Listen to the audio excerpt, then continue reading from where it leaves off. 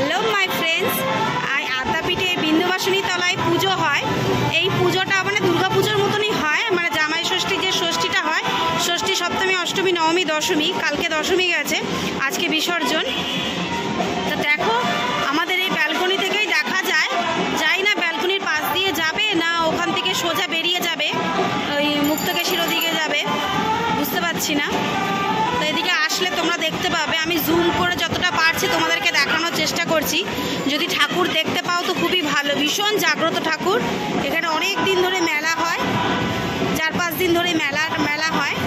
দেখতেই পাচ্ছ লাইটিংগুলো, আমি একটু জুম করে তোমাদের দেখানোর চেষ্টা করছি। তোমাদের সাথে কতটা শেয়ার করতে পারলাম জানি না, কিন্তু যতটুকু পেরেছি আমি দেখানোর চেষ্টা করেছি। তো দেখো তোমরা, আমি ব্যালকনি থেকে দাঁড়িয়ে যতটুকু পেরেছি আমি তোমরা চেষ্টা করেছি।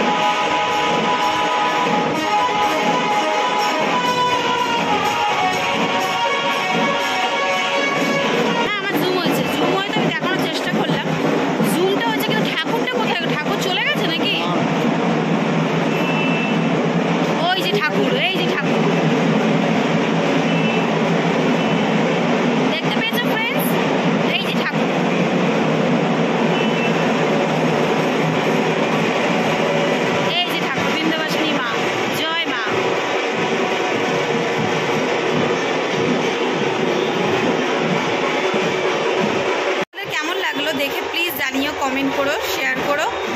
আর এটা হচ্ছে বিন্দুবাসিনী মায়ের পুজো হয়, প্রতি বছরই পুজো হয় এই আদ্যাপীঠের আদ্যাপীঠের সামনে, মানে বিন্দুবাসিনী তলা বলি আমরা। তা আমি ব্যালকনি থেকে যতটুকু পেরেছি তোমাদের দেখানোর চেষ্টা করেছি, জানি না তোমরা কতটা দেখতে পেয়েছো। তো প্লিজ তোমরা দেখো, আর জয় মা বিন্দুবাসিনী, ভীষণ জাগ্রত মা, ভীষণ জাগ্রত থাকো। Okay bye, tata.